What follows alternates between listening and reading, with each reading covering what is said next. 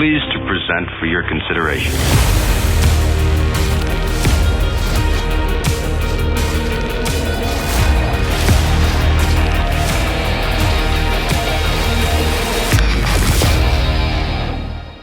What's up, everyone? Welcome to the Jabberbox Podcast, episode 29. I'm one of your hosts, Andy Bond, and with me are the Icy Blues of the Desert, the former devil himself, Mr. Daniel Singleton. What's up, Dan? Hey, what's going on, everyone? If you're joining in for the very first time, then you should know that this show is about the two of us as we ramble on through pop culture topics, such as but not limited to games, movies, shows, and whatever else we want to jabber about. You can get the show over on youtube.com/dandydigital or over on Spotify and iTunes by searching Jabberbox and hitting that subscribe button. If you like what you hear and want to be part of the show, head on over to patreon.com/dandydigital. Some housekeeping, head on over to our YouTube or Facebook by searching Dandy Digital to see the latest unboxing that we did for the Orlog Deluxe Dice board game that was done by Pure Arts and Ubisoft. That went up last week, and you can check out all the goodies for that now. Dan. Yes, sir. How have you been? It's been a minute. We had fortunately, we couldn't record last week. Because you came down with something and then we didn't have anybody to step in, which is the nature of the beast when there's two of us only. Yeah. No, I'm feeling much better. As you can probably all hear in my voice, I still got a little bit of congestion, but now I'm feeling much better than I did for sure last week. It was COVID. So it's kind of a double-edged sword.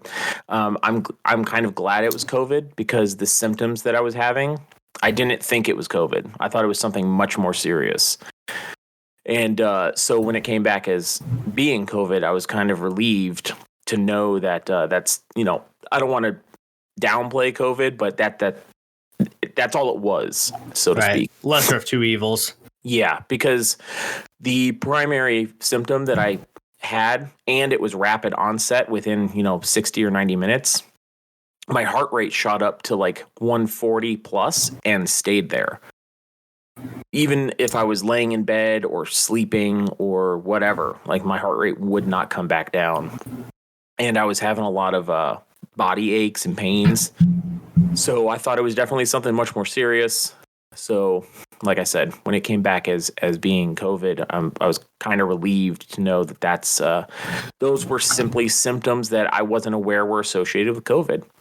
Everything I had heard was that it was a respiratory, you get trouble breathing, short of breath, low oxygen saturation. And I wasn't experiencing any of that at first. So it was a little bit worrying until I got those results back. Right. Well, shit, man. That sucks, but I'm glad to hear that you're doing better. Yeah. And it wasn't anything worse. Yeah, honestly, the worst part of the whole thing was that first day and a half, and the fact that I work in a hospital, and for the past 2 years, I have not gotten sick. I've done everything they've asked of me and never got sick. And for 2 years, they offered employees COVID leave so you didn't have to use your own. And starting January 1st, they took that away. And of course, even though I've done everything I was supposed to for 2 years, now is when I get it. And then I had to burn my own time. Kind of frustrating. Frustrating. They got rid of it because people were abusing it. Yeah. And that seems to be what a lot of people are doing. People were abusing it because you allowed them to. Right. So I feel like I got kind of burned, but I'm just happy I'm feeling better, and it's not something more serious like a heart failure issue or something crazy. Well, I'm glad to hear that it's not the heart failure, but it still sucks that the COVID was a thing that happened. Yeah, well, but, I'm not the only one, right? Right. But you're feeling better? Yeah. Overall, like I said, just got a little bit of this head congestion that's left, and that's really just a residual effect from having a bunch of scar tissue in my sinus cavities. So I'm feeling much better. How are you? How have you been doing since we last spoke 2 weeks ago? I feel good. I'm doing all right. Just kind of, keeping to myself, keeping inside as much as possible when we do go out, wearing the masks. Nothing super crazy. Day job. Day job is day job. House is house, so nothing too crazy, but I did get some crumble. I was very excited about that. I've been also keeping up with crumble, so I have some thoughts. Oh, yeah? So let's go ahead and get into it. So, I'm very excited because the new one opened up down the street from us, so I don't have to go, I don't even know how many miles it is to Westgate, to our closest location. This one's just down the street, so it's nice that I can get there.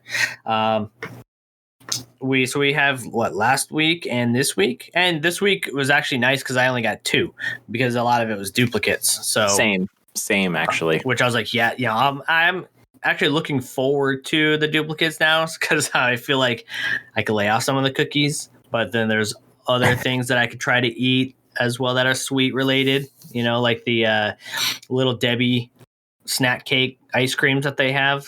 So we're gonna go and try to get the oatmeal cream pie ice cream this weekend. Ooh, yeah, interesting. So they have a number of those. I'll have to send you a picture, but my mom and sister found those and they sent it. So when I found out that we weren't getting a whole lot of cookies, we've already finished them all off, Monday or Tuesday and Wednesday. So we're good to go. So I've had a couple days of no sweets.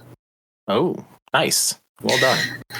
So the first week or last week that we had, we had raspberry lemonade, yes, sir. The chocolate cake, cinnamon fry bread, oatmeal featuring Rolo, classic pink sugar, and milk chocolate. But we didn't do the sugar the sugar or the milk chocolate chip. So kick us off.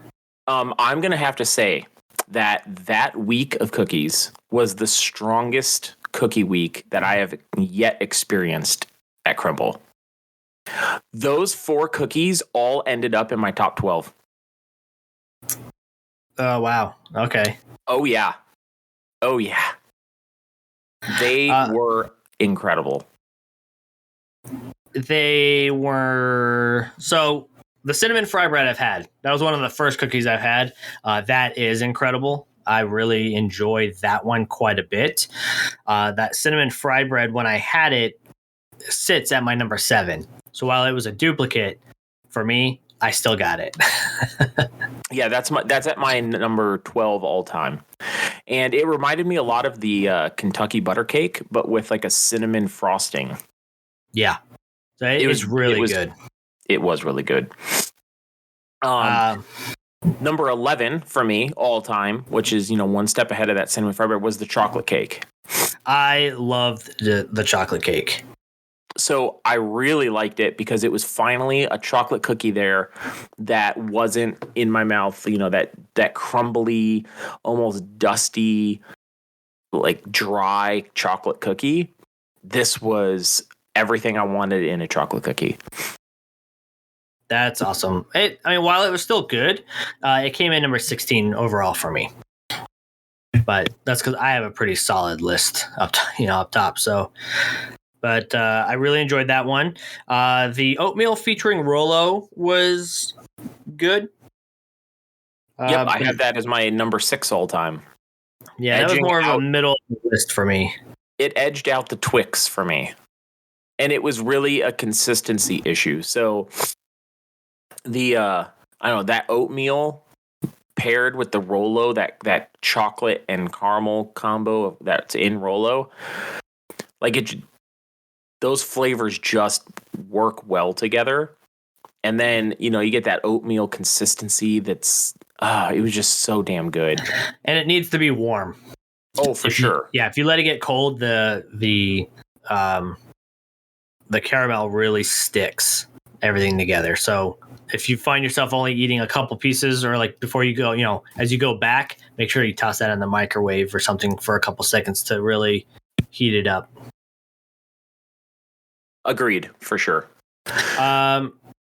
And I'm going to assume that your raspberry lemonade was low on your list because I know you're not a fan of raspberry. So I actually hated that one. Okay. It's the first cookie that I've had where I took a bite and then I threw it away. Oh. Did Mary try it? Yeah, she tried it. Also hated it. Oh, man. That was my number 3 all time. Yeah, it had the flavor of like a Smartie or a sweet tart, and we hate those. So like she took a bite and then she did the same thing. She's like, nope, I'm out. And I was like, well, I mean, it's raspberry, but it's also lemonade, so it could be like sweet and whatever. I took a bite and I was like, no, you're right, I'm out. And so I think that's the first cookie we've wasted purposely. Wow.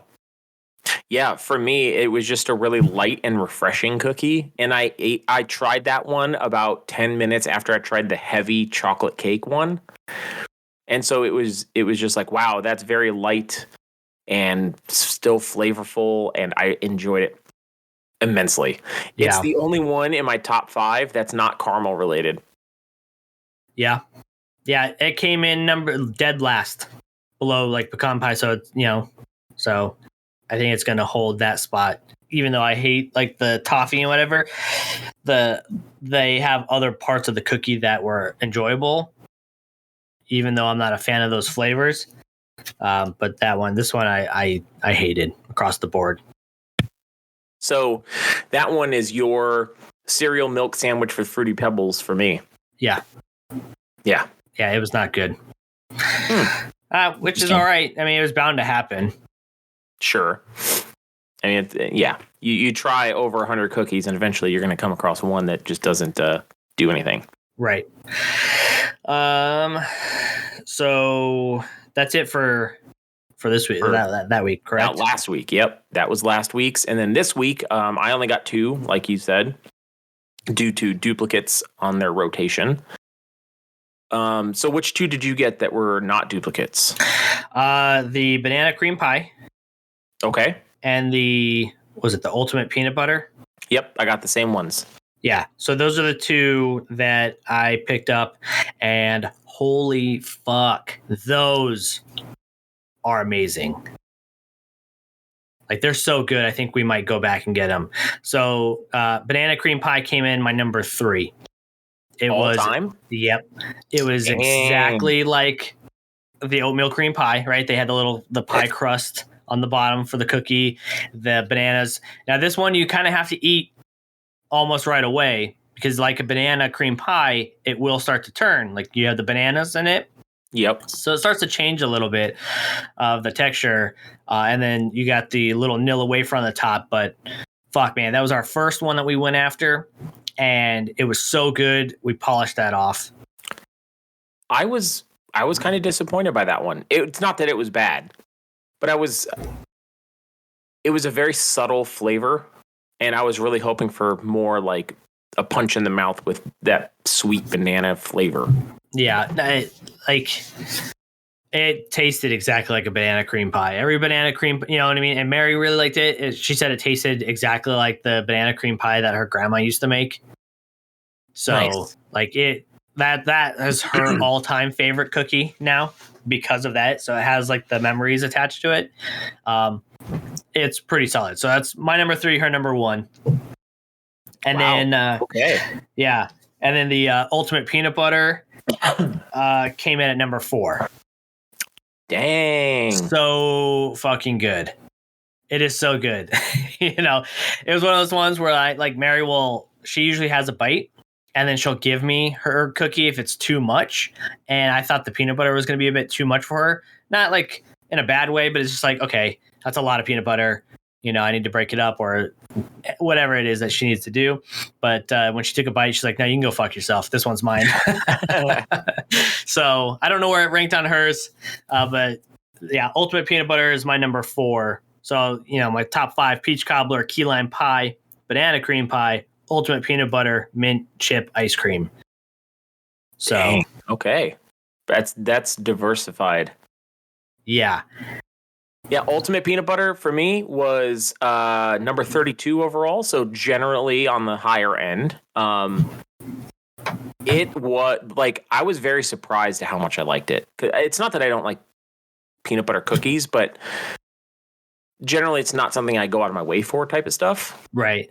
But when I bit into it, and then there was that layer of peanut butter in it that I wasn't expecting, that sent it over the edge. Yeah, so it's a peanut butter cookie with the thick sugar on the top with that peanut butter filling. It was, dude. Those two cookies. Good. I'll probably go tomorrow and grab some more. Yeah, I was super disappointed because, of course, the week that I got sick is the week that I probably would have done something like that and gone back and gotten more. But I got sick, so I couldn't go. But well, it happens, and they'll make another round. You know what I mean? I'm sure. Yeah. And when they do those, I'm going for them every fucking time. Now, I am curious to see how next week is going to be because they've been showcasing a number of cookies for Valentine's Day. Yep. So some of them seem they're duplicates. You know, the chocolate potato chip I'll skip out on because I had that. Red velvet white chip, that was good, but I already had it. You know, but molten lava, macadamia nut, chocolate peanut butter chip.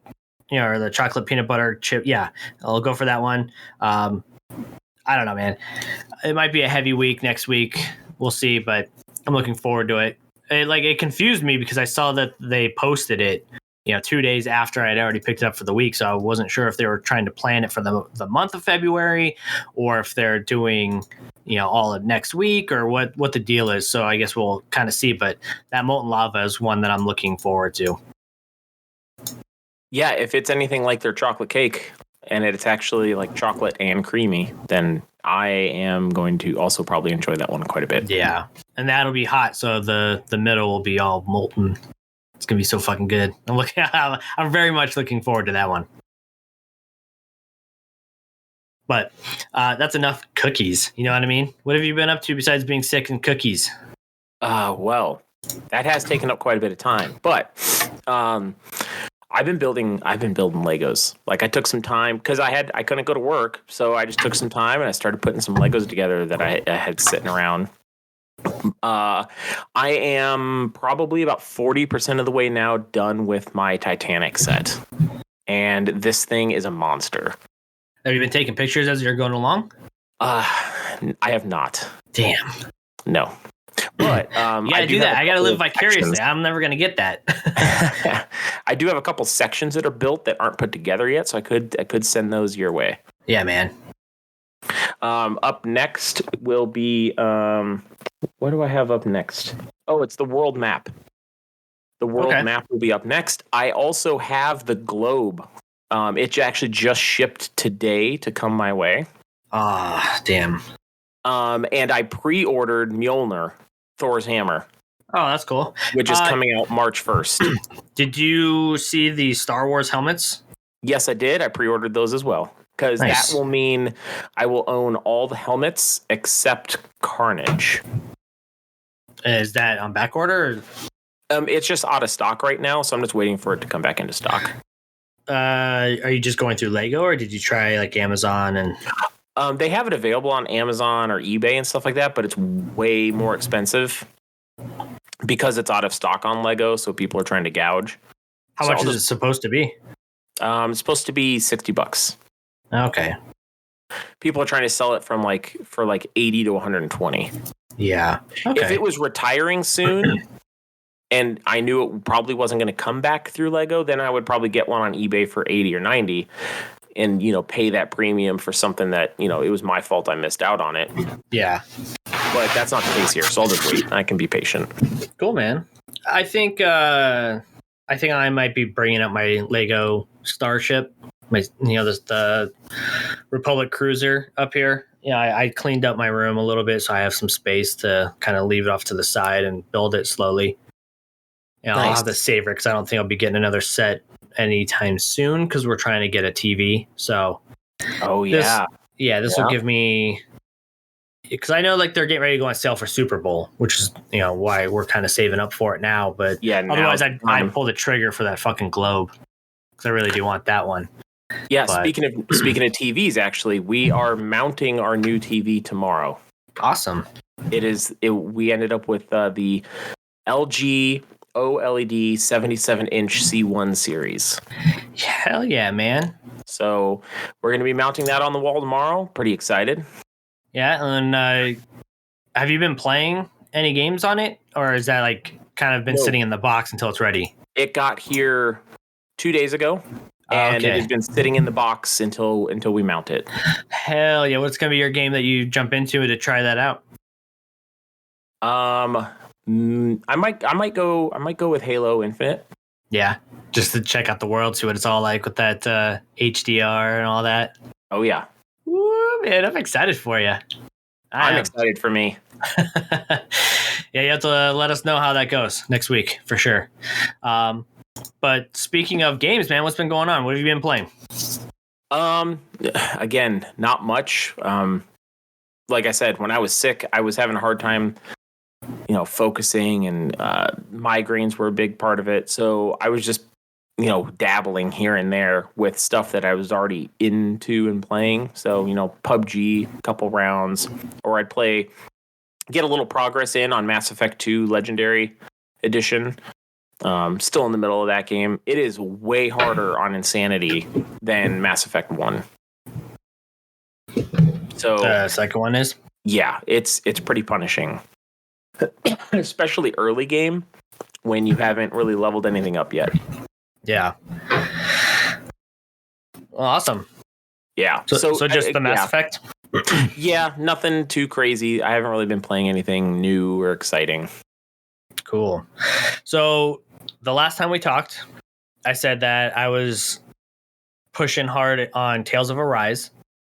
And that night after we recorded, when I got home from all the random shit that we had to do, I sat down and I went through it, and I was able to knock it out. So I did platinum it, which, woo! I mean, I go for some pretty shitty platinums. You know what I mean? Just like any sort of games that you would probably jump into for your achievements to get that easy 1,000 gamer score. But this one is like a pride and joy that I see. Like when I look at it and I see that platinum little logo next to 100% on that game, it excites me. You know what I mean? It's like I see the other ones, I'm like, yeah, I know I spent $6.99 for this game that only took me like 2 hours to get the platinum. But this one, like, I wasn't expecting it to try to do that. I thought, okay, I was just gonna play like any sort of Final Fantasy or any big RPG. Well, let me do what I'm gonna do, see how I feel, whatever. But like the way it dug its claws into me, I was so fucking into it, man. So I'm very excited that I was able to platinum it. Then I jumped into Dragon Quest XI, and I'm struggling to play that one. It's like I like Dragon Quest, right? I like the artwork because it's done by Akira Toriyama, who does Dragon Ball. So like the artwork is very familiar, but the gameplay is kind of sluggish for me, especially coming off of Tales of Arise. Where it was like that was so fluid and it moved, and so I'm really struggling to keep going on that one. So when I jump in, I'll play it for a little bit. I'll put it down after a little while. And I've actually been playing Pokemon Legends Arceus since Friday. That came in Friday, and I've put in about 16 hours since then. Last couple of days I haven't actually jumped into. This Pokemon game, I'm liking it quite a bit. So they changed it, right? So you play as this character, right? Just like any Pokemon game, you're this kid and you kind of fall from this weird portal that's in the sky, and you're not in modern day anymore. You can tell you came from modern day because you have a cell phone, you have like t-shirt and pants and sandals or whatever it is that your character is wearing. And so you're in like a feudal Japan setting, and it's like people obviously are aware of Pokemon because they're animals in the world, but they're not friendly with Pokemon in the way that you're used to seeing in the cartoon and in the card, you know what I mean? Where it's like Ash and Pikachu are like, they're best of friends and yada yada. It's like, hey, there's these creatures that are called Pokemon, and I'm trying to learn how to live with them and what we can do with them other than just being wild animals. So I'm helping the professor with like the Pokedex. And the Pokedex is really just like a journal, like a paper journal. And like he's like, go out there and try to capture them. Like we created this ball, and we figured out like when the ball hits them and they absorb, like they can shrink down somehow into the ball and they're comfortable in there because he's done it a couple times. So it's like a whole research thing almost, right? So I find that aspect of it very fascinating. Where it's like, hey, you caught Pikachu. Now go out and like use Pikachu, have them do like this move 25 times and do this move 25 times. Like it's essentially like you're learning it, like what are the effects against, this move against different Pokemon, yada, yada, even though you're familiar with it, right? Works against water, doesn't work against rock. Right. It's super cool. I really like that aspect of it. And I really hope that they utilize that a little bit more in the core games instead of it just being like a battle thing. Like have us go out there and kind of do that RPG. It's like a collectathon, but instead of collecting stuff, you're doing stuff. You know what I mean? Like a checklist. So I really like that. I don't like the background so much. They do it very much like in a watercolor setting, right? Which is fine. I don't mind the art style, but it seems very dark, very muddy, instead of being like a watercolor, like vibrant, like Breath of the Wild seemed like it was a watercolor vibrant setting. This one kind of seems like it takes a darker tone to it. And it's not my favorite. Like I'm now in like the second area from the grass area, which was fine. But now this one is just like it's raining. There's mud everywhere. It's just like a lot of grays and browns, and I'm not like super thrilled about this particular area. But I'm gonna keep playing. I'm like I said, I'm really enjoying it. I know that there's certain things that are happening in the game, like the Switch can only do so much. So some of the frame rates drop for Pokemon in the distance, where it almost looks like they're like at like 10 frames a second. So you could tell, it's kind of like jankety a little bit, but it's only in like distances, and for big ones, when you get up close, everything runs smooth. So it's got its nitpicks to it, but nothing to where it makes me want to stop the game.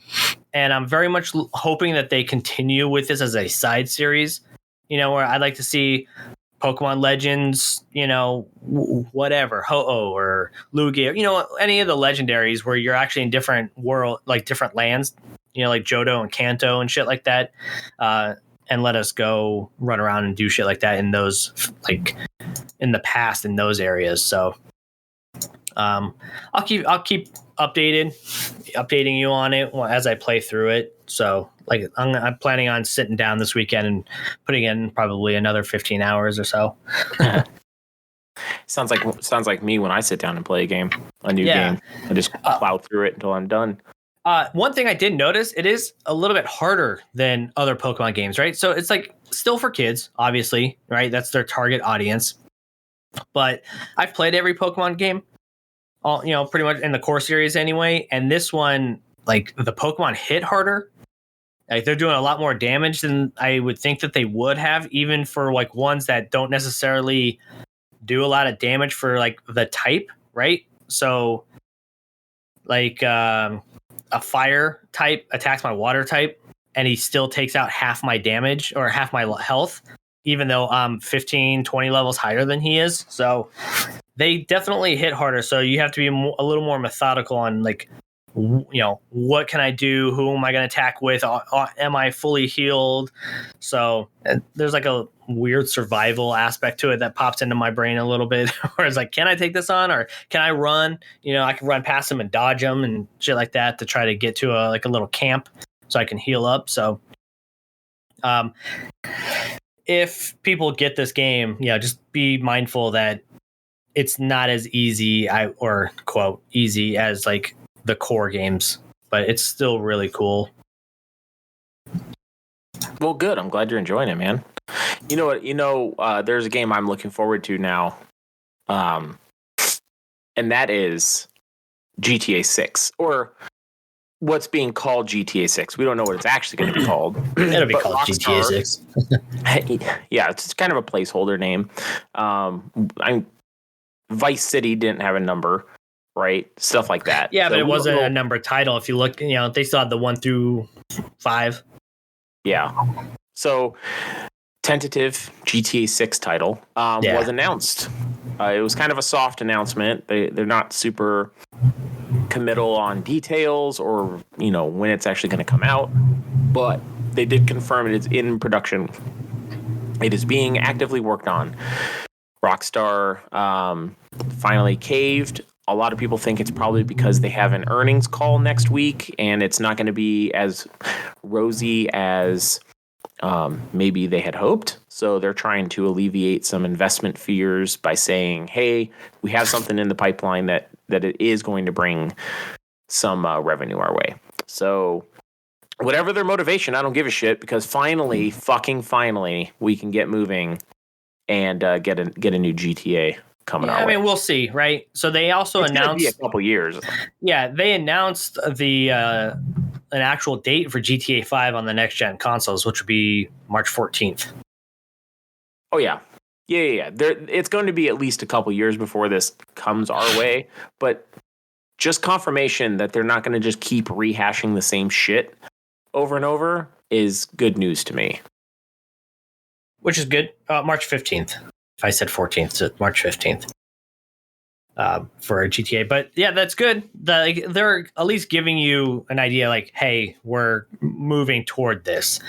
I honestly think that they weren't going to until like the Mexican cartel was caught using their online service to do drug deals. So I think they're like, okay, it's time to move on. Let's try to work on a security system for our next online venture. So I think I am going to pick up this game when it comes out, because I didn't get it on the PS3. I didn't get it on the PS4. So I might as well jump into it now and see what all the hubbub is, you know, see what all these kids are doing these days. Good luck. So I don't know if I'll do the online. I'll probably just do this chase story. You down and kill you in the street. Like, it's not even fun online. Yeah, I don't plan on playing any of the online.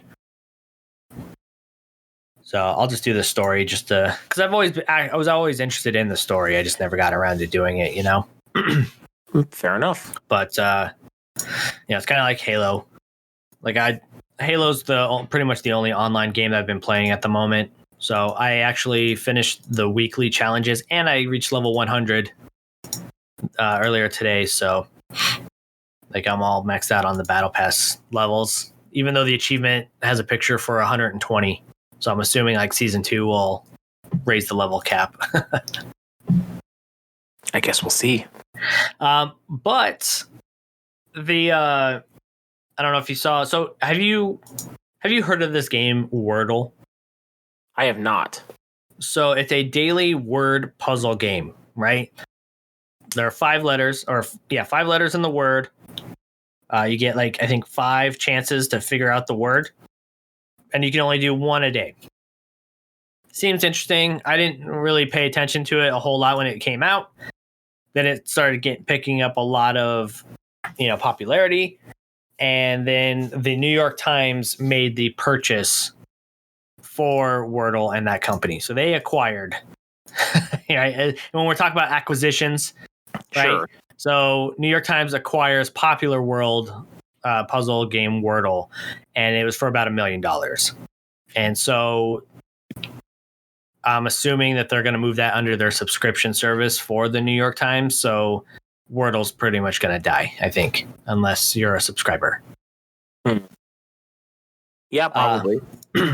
But in other news, Valve has confirmed that their Steam Deck is going to have more than 100 verified games that'll work on the handheld, and that's going to start shipping out for the first group this month.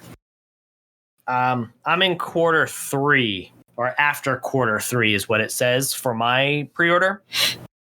So I've been kind of on the back end of it, but eventually I'll get it, which I'm looking forward to, because there's a lot of PC games that I've actually picked up for free on Steam and all these sales and such. So it'll be cool to be able to play it. It'll be like a more powerful Switch in a way. So I'll be able to, I like the fact that I won't be at my computer, which I work at all the time. We record here on my computer. You know what I mean? I'll be able to take it downstairs and sit on the couch while Mary's watching her show or playing her game, and I can sit next to her and still play my game, which is neat. That I'll be able to do it for my Nintendo console, and I'll be able to do it for my PC games. So I'll probably pick up quite a bit more PC games just to run it on that. And then speaking of the PC games, right? World of Warcraft has ended its year, or will be ending its 18-year faction clashing, which will allow players from both the Horde and the Alliance side to play together, which is really neat. So I think they really went away, and I have to double check on this, that the story that they're telling right now is going to allow allow these players to play together on different factions, because they're probably teaming up against like a common enemy. Yeah. And then they're just going to be like, you know what? We've done this before against Deathwing. We've done this before against the Lich King. You know what I mean? We're doing this again now against, I believe, Sylvanas again. That's tentative from my knowledge, because I don't play a whole lot of World of Warcraft these days, but it was still really interesting to see. And, it's cool to see that players are going to be able to play together, because I know I actually have a couple of people that I knew that were on the Alliance side. So if I ever jump back into it, we'd be able to run around together. So the big news, however, in gaming, which I'm assuming you saw this as well, PlayStation purchased Bungie for $3.6 billion. Yeah. They basically paid that to own Destiny. Yeah. But looking into it, so I looked at it. I was like, okay, so you paid almost $4 billion for a company that did Halo, right? They were the ones that created Halo. You don't get to own Halo because that's a Microsoft property. But they do Bungie, which is a multi-platform MMO, first-person shooter MMO, which does well. A lot of people love it. It's doing really well. They have Destiny, Destiny 2, all the expansions. And a lot of people I saw online, they were like, well, they're just doing that because Microsoft purchased, Activision, and I doubt that. You know what I mean? It's the level of everything that is needed, right?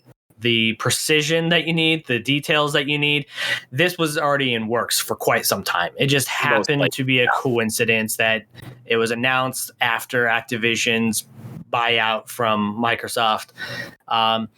What I liked about this is, like, Bungie has a roadmap and they laid it out. Sony is backing up that roadmap, saying, look, we understand what they're doing. We like what you're doing. We like your vision. And we want to be able to front some of that cash to help you guys with that, which will in turn help us out.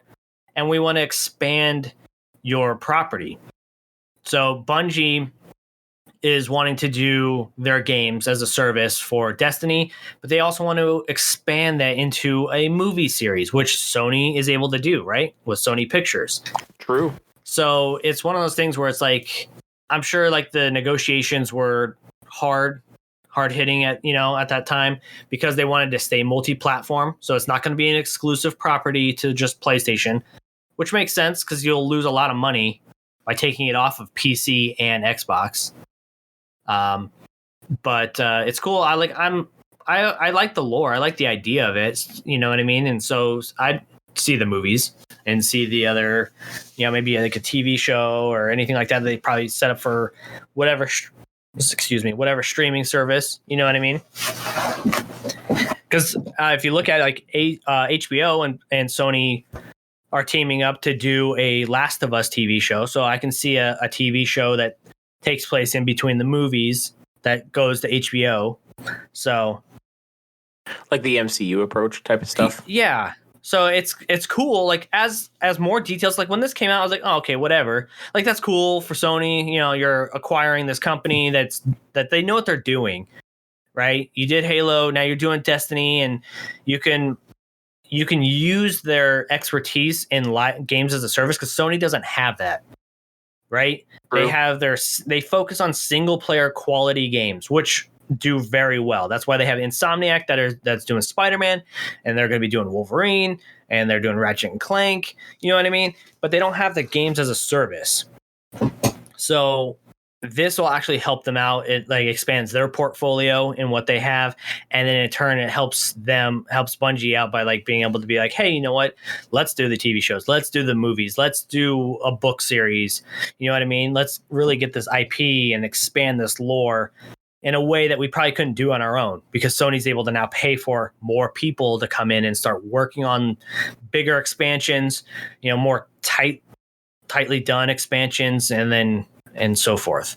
So there's a lot of potential there. Let's see what they do with it. Yeah, exactly. So I'm looking forward to it. And they also said the CEO, Jim Ryan of PlayStation, did say that more acquisitions are to be expected, which if anybody's paying attention, it's kind of like no shit. Yeah. Right? Yeah, that's kind of ongoing. You know what I mean? With everybody. Yeah, it kind of echoes with what Phil Spencer said with Xbox when they made their acquisition on Activision. And again, with Bethesda, it's not a console war, it's a content war. Yeah, at this point, yeah. Yeah, so essentially Sony has just confirmed we are looking to acquire more. So I'm sure that there's probably several different conversations happening with several different companies. And just because Microsoft purchased, you know, Activision for almost fucking $70 billion doesn't mean that they're not lining other things up too. You kind of have to be naive to think that they're not also ready to pull the trigger on some other deals. Oh, for sure. I mean, that deal is not even done yet. It has to go through government approval, but everybody that pays attention to this kind of stuff kind of already realizes that, yeah, they're going to put some more scrutiny on it than normal, but it's almost certainly still going to go through. Right. Yeah, most likely. But who's like the FTC is looking at? The Justice Department does it, and then the FTC also. So it's kind of in conjunction and parallel. Yeah. So yeah. Yeah. So it's interesting to see that, and you know, like while I like that they came out and said it that way. You know what I mean? So I don't mind the whole acquisitions when they have plans to keep it for everybody. So we'll see how it goes with the other, you know, with Microsoft. Still, like, you know, that's tentative, that's pending.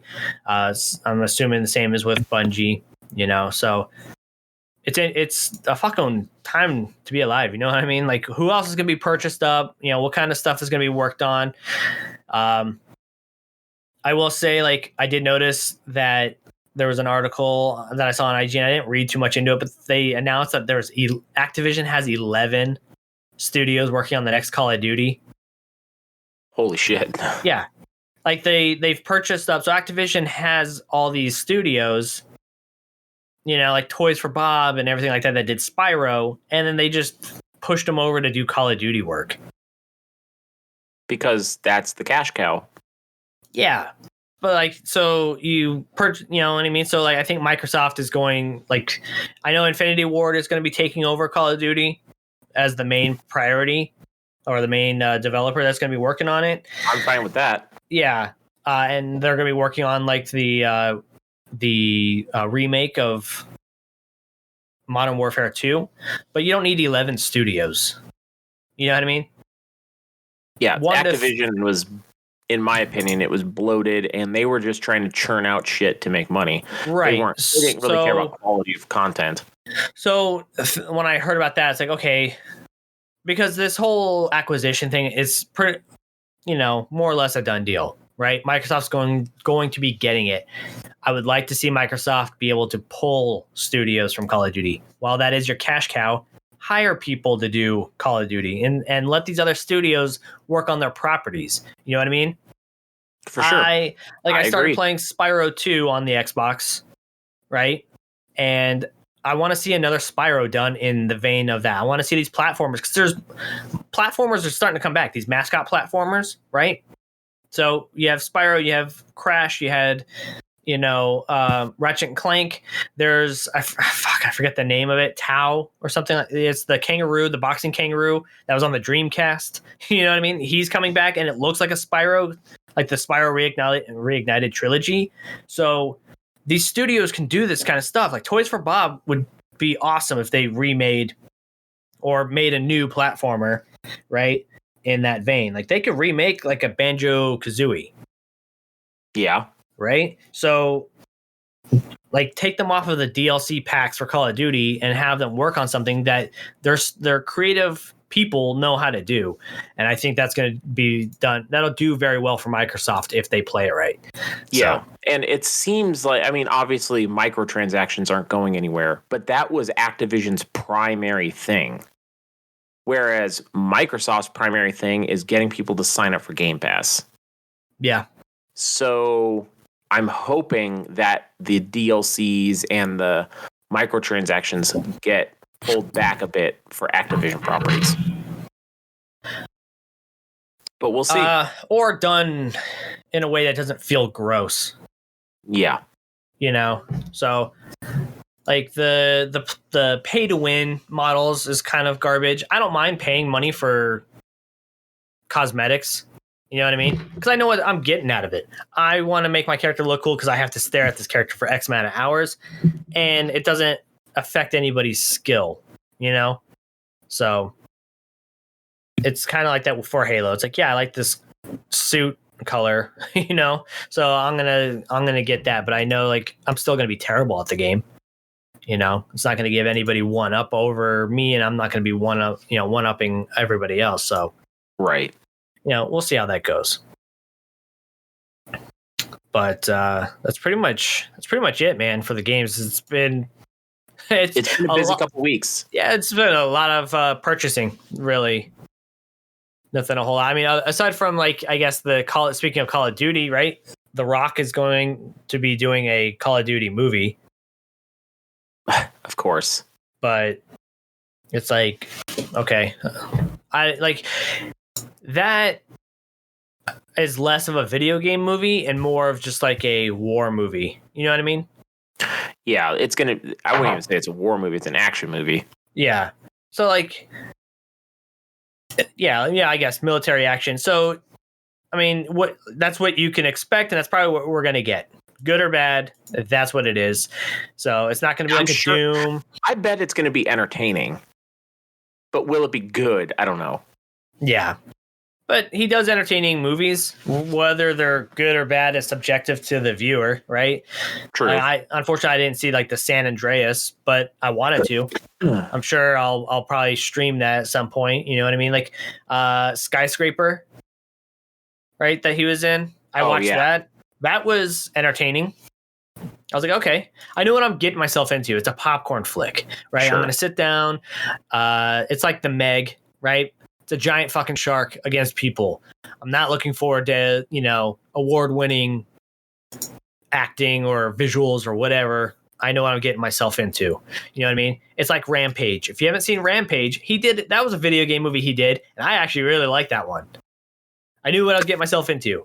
I know I'm in the minority here for sure, and this is not one of my favorite movies by any means, but Doom, because that was a video game movie he did. Yeah. I didn't think it was that bad. Now, by the time I finally watched it, I had heard nothing but how abysmal it was and terrible. So I went into it expecting pure dog shit.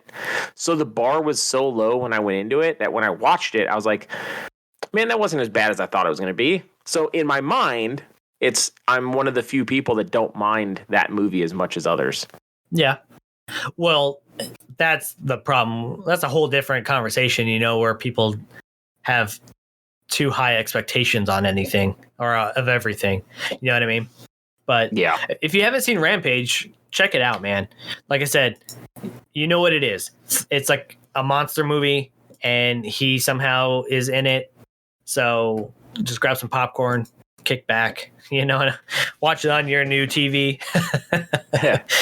So, yeah, anyway, so, well, as we're moving on, right? So, like, in the meantime, before you watch Rampage, what have you been watching since then?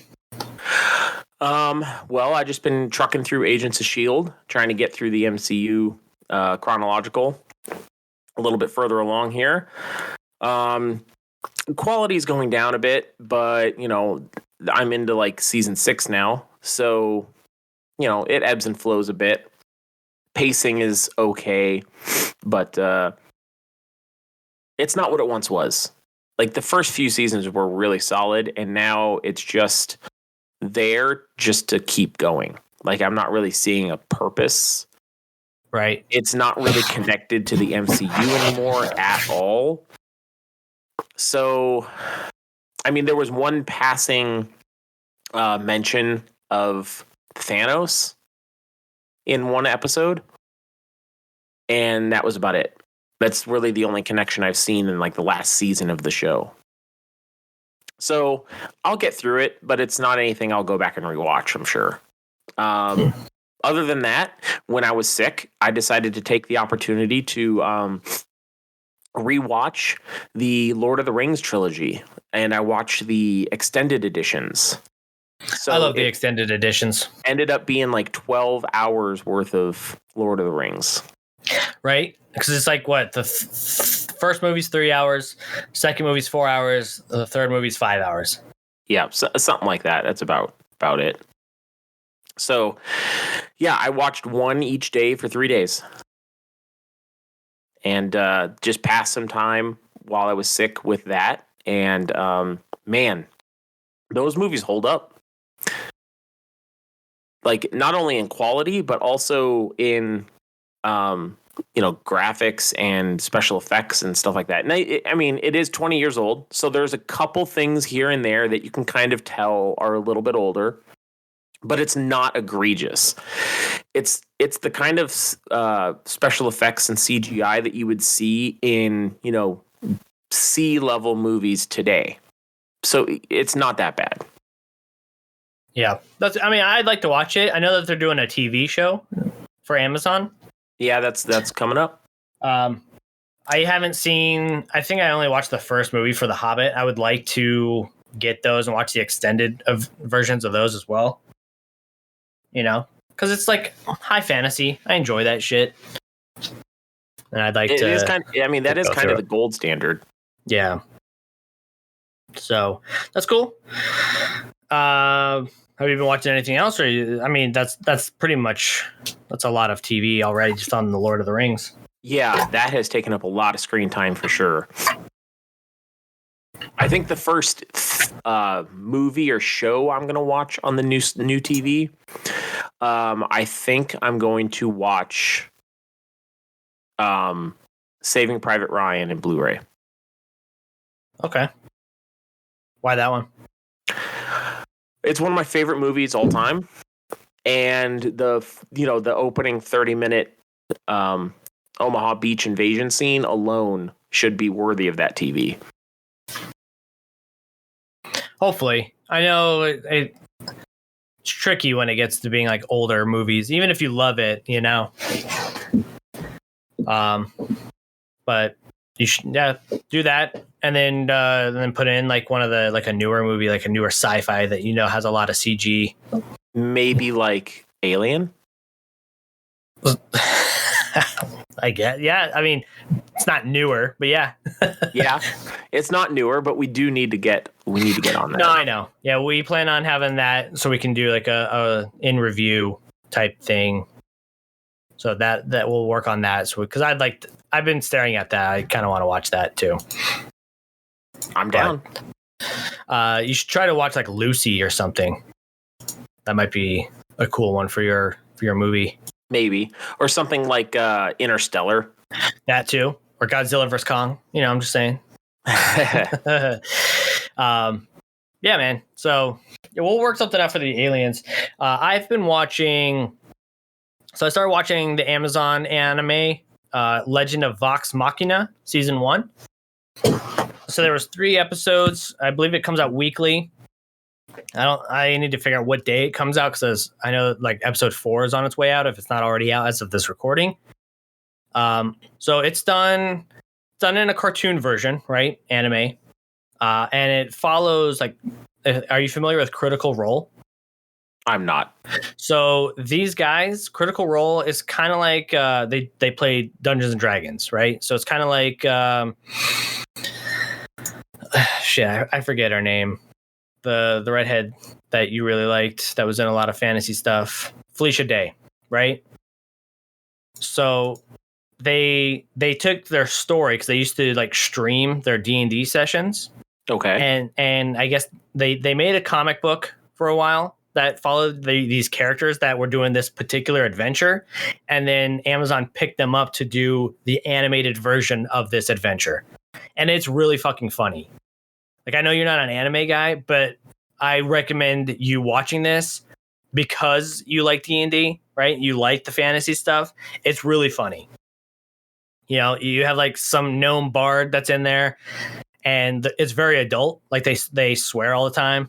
And when the group is getting ready to be in a fight, because they're not supposed to be, they're not like a great group. They're kind of like these, right? They're C rank, D rank, E rank, you know, heroes, where it's like they fuck everything up all the time.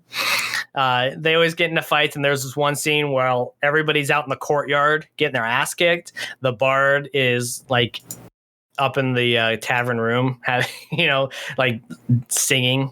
You know, he's serening all these ladies while he's naked, As bards do. Yeah. So it makes me laugh because it reminds me of us when we play D&D. So that's why I think that you would really like it. So yeah, just give the first episode a shot. If you don't like it, you're not going to like it. But it's just like one of those things where it's like, okay, it is entertaining for sure. You know, it's not like the Japanese anime where it's like over the top and whatever. It's American anime or cartoon, however you want to say it. But it's really funny. So I've been watching that. I did watch Dota, Dragon's Blood Season 2. That's a Netflix anime. I watched that one.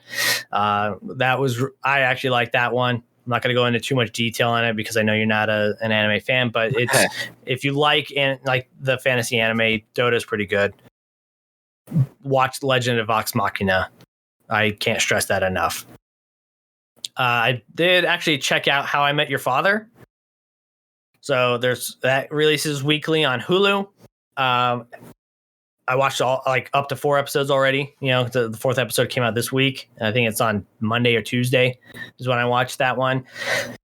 That one is more modern than, you know, the other one, because you have to deal with everything that's happening now, right? So everyone's got cell phones and dating sites and yada yada. It's fine. You know, I wouldn't rank the first 2 episodes got like a 6, and I'm like, okay, I agree with that. The 3rd episode was really funny. I did find myself laughing quite a bit in that one, and then it just progresses. So I think I'm going to stick with it. You know, I know, again, it's another one of those things. I know what I'm getting into. It's not award winning by any means, but sure, it kind of like scratches at that nostalgia feel without me having to go back and rewatch How I Met Your Mother. Right. So they're doing the same things. It's young kids in New York that are trying to do their thing. And when I say kids, 30s, right? You know, the main character, you know, she met these guys that were through an Uber, right? And that's how they met, and now they're becoming friends, shit like that. You know what I mean?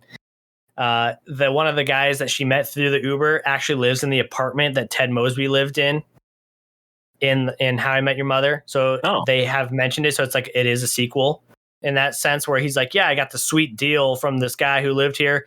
He's like, I even talked him into keeping the swords up on the wall, you know? So that was like a nice callback. It's got different writers than How I Met Your Mother, but the executive producers are the creators of How I Met Your Mother. So so they're Carter and Bays. Yeah. So it definitely has that How I Met Your Mother feel, right? It's that familiarity to it, which I really liked, or what I really like. And while it's doing its own thing, there's, you know what I mean? So that's why I'm going to keep up with it, keep going with it, and see where it goes. And then the morning show, season 2, I'm halfway through that. It's good. You know, it's an Apple TV thing. If you still have that, it's a drama, right? Yeah. Yeah. It deals with all kinds of fucked up shit. And it's kind of like that whole thing that happened with like Matt Lauer in Good Morning America, whatever show he was on. Yeah. So it kind of follows that same sort of thing while doing their own, like that was the inspiration, which you can see in the first couple episodes. And then it's like now they're dealing with the aftermath. They're dealing with the business side of everything, which is like, Jesus, man. Like these people, like, I feel like this is in any corporation, like the higher you get, the more sidestepping you have to do. It's a lot of chess that you're playing, Sure.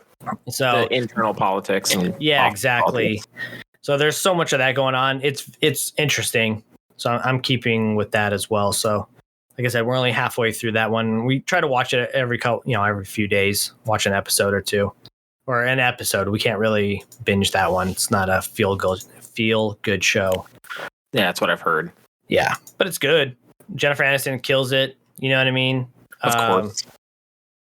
Oh my God, I forget her name. Reese Witherspoon. Yes, Reese Witherspoon. She also kills it. And then, there's a couple people that like when you see them, you're like, oh shit. So they've been in other stuff that we've seen, and it's just like to see them all going at it in different ways, on that show. It's good. I like it. But yeah, I'll have to give it a go. I've seen it. We still have Apple TV. I just haven't actually watched it yet. So yeah, I guess I'll have to get on that. Yeah, man. So I don't know when we're going to be starting other shows on Apple TV. I like Apple TV. I'm probably going to stick with it, for a little bit. There's a handful of shows that I have on my list that I'm going through on there. Well, with that being said, it's that time. What time is it? It's time for Q&A with D&A. Oh, shit. Let's do this, man. Let's do this. Yeah, let's do it. All right. What do you want me to read first? Or you want to read first? You can read first. All right. Would you rather meet your great-great-grandparents or your great-great-grandchildren? Assuming you had, lineage. Well, since I don't have children of my own and will not, I'd have to default to the great-great-great-grandparents. Great-great-grandparents. All right. Well, I guess it's kind of a simple answer for you. Yeah. Like there's nothing, my genes aren't moving forward, at least from my ball bag. So, my specific DNA is not moving forward in that sense. So, I mean, but at the same time, it's like, do I really want to meet my family? Not really. Yeah. I guess if we went back, if we did like ancestral a little bit, you know what I mean? Like Wild West, times or whatever. I'd like to see that kind of stuff, see what they were like, but not real high hopes. Maybe when we were in, overseas still, that would be interesting to see that. Or meet them, Yeah, I'm tempted by both of those answers because, like, I own some stuff that my great-great-grandparents had. My great-great-grandfather was a blacksmith in Illinois around 1900. I have some of his blacksmithing tools still. See, that's neat. I have his blacksmithing ledger. So I know, like, hey, I sold Mr. Robertson 4 horseshoes on this day, and this is how much he paid me for them. Like, I have his business ledger for all the work he did. So I've got some cool stuff from then, and I'd like to. It would be interesting to, meet them and talk to them and learn about them. But at the same time, I think when it came down to it, I'd rather meet my great-great-grandchildren just to set the fucking records straight. What records? Well, just to, like, what was 9/11 like? What was your experience with that? Or tell us about tell us about 2020. Tell us about that shit show of a year. Right. From your perspective, that kind of stuff. I think it'd be interesting to, because I enjoy history. So from their perspective, I would be, providing the history, and I think that's really cool. Oh man, you know what would have been really neat? And I mean, you still could do this, but like at the time it would be neat. Like I always thought the idea of writing a journal or keeping a blog or whatever, it's whatever, right? But that's because I never really like you have something that came from the past, right? I don't Yeah. have shit like that. And so it's not really in me to do that for anybody in the future. But that would be cool if you did that. You know, you talk about your time during 2020, talk about the aftermath of it, talk about, you know, different things that happen, like the questions that you would want to tell people, or, you know, the stuff you want to tell people in the future. Write that down. And then you could actually keep that with, you know, your family members' ledger, you know, the blacksmith's ledger, and kind of like, hey, this is like kind of like a historical thing that we're moving on, and maybe like your great grandkids or whatever, they do something similar like that and they add to that. It's funny you mentioned that, because there's a book out there. It's called All About Me, and it's a hardcover book, and it's empty. Yeah. And it just has prompts in it, like tell us about the first time you know, your first kiss, or tell us about what it was like in high school for you, that kind of stuff. Right. I gave copies of that book to my grandparents before they died, and they filled out, you know, not all of it, but, you know, I have something. I gave a copy to each of my parents, and they have filled it out, and I give it back to them periodically to update. I did the same thing with my sister. I have a copy. We gave Jessica's parents a copy, each for each one of them. Jessica has one for her to do. So it's funny you mention that, because I've been doing that for years already. That's awesome. Yeah. I'm familiar with that book, which is really neat. I have like the archives. I'm the family record keeper. That's cool. Yeah, and I have stuff not only from my family, but also Jessica's family. Like we have I don't remember how they're related, but it's somebody in Jessica's family from way back. And we have his high school diploma, and it's written on sheepskin. Wow. It's not paper. It's actual like hide that it's written on. That's cool. So stuff like that is, you know, what I try to keep and collect, and I actually went through and spent some money to try to protect that stuff. I got archival quality boxes and paper and acid free this, and wanted to make sure that it was all stored properly so it doesn't continue to degrade. Right. Like I have somebody in my family, I have his Civil War medal, his Civil War service medal. And it is not in very good condition. So I've done what I can to preserve what's left of it. Stuff like that. Yeah, that's neat. That's some interesting shit, man. Yeah. I have a little picture of him too. It's like a 1 inch by 1 inch oval picture of him with his medal. So are those together? Do you have those together, or are they kind of like separate but together? No, they're together. They're together. Yeah. Cool, man. You got some interesting shit. That's for sure. I collect way too much shit. I'm not going to lie.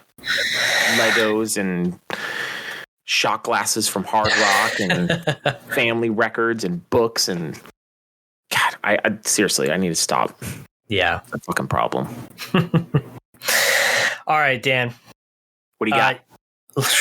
I got a heavy hitter question like yours. Ready? All right, let's do it. Have you ever bought anything from a TV infomercial? Huh? Yeah, that's a heavy hitter. Let's see. You know, like I'm asking all the right questions. You know, I should monitor or moderate a debate. You know. Okay, so I own things that were advertised on TV infomercials, but I did not buy them from the infomercial, if that makes sense. Right. You got to add like Bed Bath & Beyond under the S, seen as on TV end cap.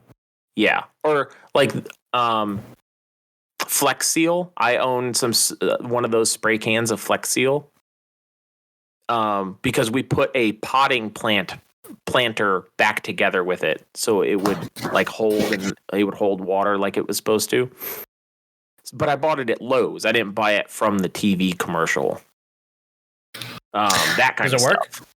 It does work. It actually does work pretty well. Not gonna lie.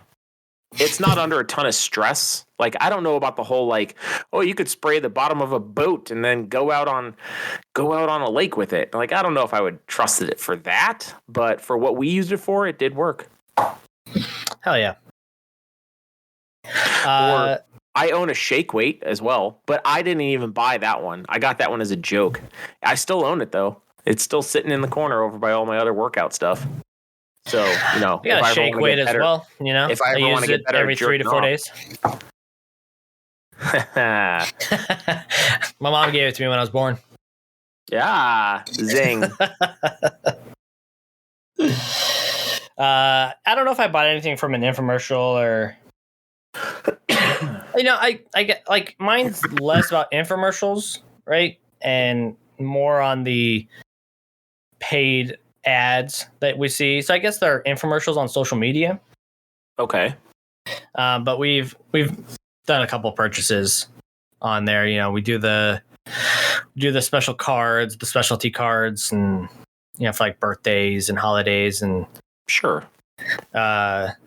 Not so specialty cards that piss people off. Like we've done stuff like that, where, like greeting cards full of glitter that are opened over shag carpeting. That kind of stuff that pisses people off? Yeah, shit like that. Okay. Yeah. Sometimes I still find glitter. And we're not even using the same carpet or in the same house.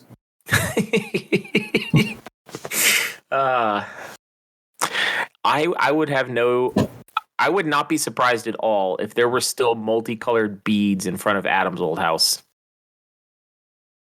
In that same vein of doing ridiculous things. Oh, I'm sure. I'm sure they're in the rocks and in the cracks of the sidewalk and shit like that still. Good times, man. Stories. You can write all that kind of shit down. Historical data, that. Yeah, right? I should. Do a supplement to my little book. Yeah, right. All right, well, that's all that we have, ladies and gentlemen. That has been Jabberbox episode 29. Thank you so much for joining us. And don't forget that we post almost each and every week about whatever it is we want to talk about. If you like that, please join us over on patreon.com/dandydigital, where you can write in and be part of the show and get the episodes early. If you have no bucks to toss our way, that is just dandy. Please find us and subscribe to us over on YouTube or any of your favorite podcast services. Please give us a rating and to help us grow the show into something bigger and better.